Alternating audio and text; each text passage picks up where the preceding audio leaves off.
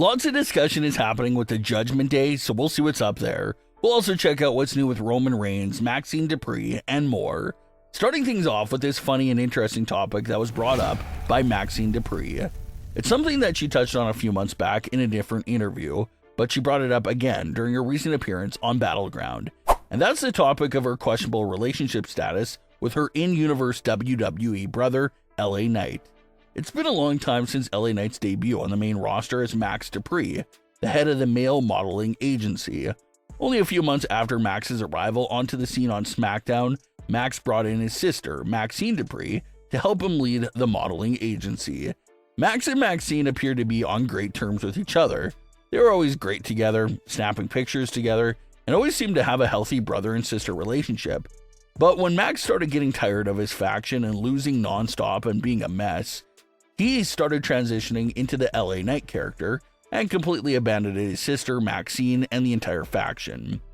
Although the on-screen storyline ended when LA Knight quit the faction and went solo under his new persona, Maxxine Dupri has wonderfully kept the narrative alive off-screen in those interviews. Maxxine says she hasn't heard from her brother LA Knight at all since he left their faction. Maxxine says he does not show up to family reunions and how he does not call her or stay in touch with her at all. It sounds like their last interaction was all those years ago when he broke free from the group, which is crazy because in-universe and in-character Maxxine is right.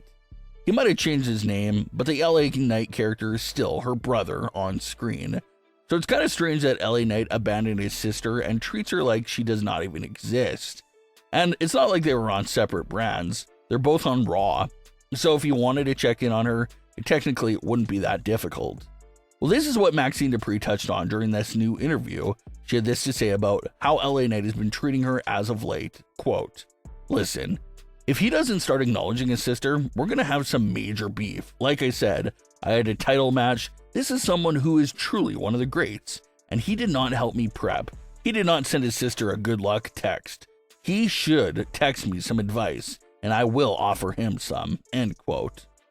Maxxine went on to say that she understood why LA Knight did not want to be involved with her back then during the model agency days. But Maxxine says now that she proved herself and won a championship, she feels like LA Knight should welcome back his little sister and be proud of her again. And Maxine's absolutely right. It doesn't have to be a crazy long storyline and narrative, but it would be pretty cool to see some type of interaction between his brother and sister on television. Even if it's a brief 10-second long backstage interaction, just LA Knight coming up to Maxxine and saying that he's proud of her. Something as brief as that and short as that would be a nice little moment for their in-universe relationship of being brother and sister. Because LA Knight may be a babyface, but abandoning and ignoring your sister and entire family is a pretty crazy thing to do. So giving Maxxine Dupri's character that closure of her brother speaking to her again and being proud of her would be a nice little moment. Because we know the last time they interacted with each other on WWE television, there was nothing but bad vibes there and how that fallout went down. So it's something that Maxxine continues to talk about in interviews, and it would be nice to eventually see this brother and sister duo reunite and squash their issues with each other of not speaking to each other at all. 2026 is looking to be a big year for a lot of young and upcoming stars in WWE. But fans are wondering if it could be the year where even some veterans make it back to the top of the mountain as well. Some evidence of this that's already been put in place is the Usos. The last 2 to 3 years have been an absolute mess for them as tag team units. Lots of betrayals, lies, and twists caused to their relationship with each other to be on a rocky one over the last few years. But they figured out how to get over that hump, and now they're entering 2026 as the reigning World Tag Team Champions. First reigned together since 2023 and the peak days of the Bloodline. So seeing the Usos get back to the top of the mountain has fans wondering if the entire Bloodline could get back on the top of the mountain in 2026. And we're looking at, of course, the tribal chief of the Bloodline, Roman Reigns. Similar to the Usos, things have not been that smooth for Roman Reigns over the last few years. He was on top of the world with amazing storylines and feuds for the better part of 4 years. But once he dropped the title, things slowed down immensely for Roman Reigns. He had a feud with Solo Sikoa, the feud with CM Punk and Seth Rollins. He feuded with The Vision for the rest of 2025. Not the worst storylines in the world, but definitely not on the level of the OG Bloodline days.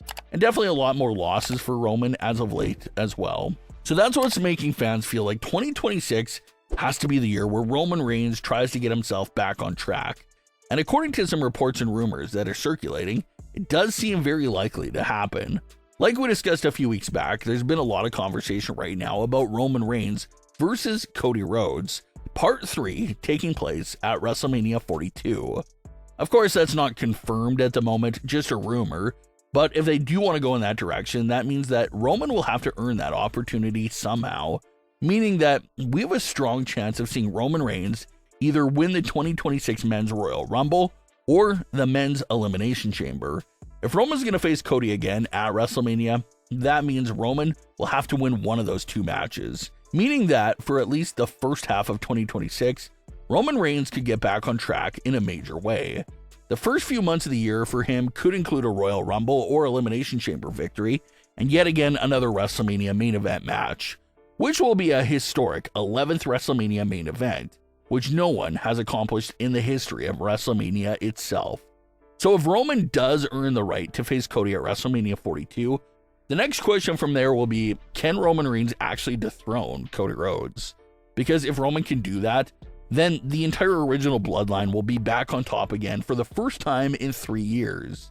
You would have Roman Reigns as the undisputed WWE champion, and the Usos as the tag team champions. That's exactly how the bloodline started their reign, and it would be interesting to see if they could do it again and reach a new peak all these years later. So that's something that fans are keeping an eye on in 2026. The Usos found a way to get their titles back, so could Roman Reigns be the next one to get his title back as well?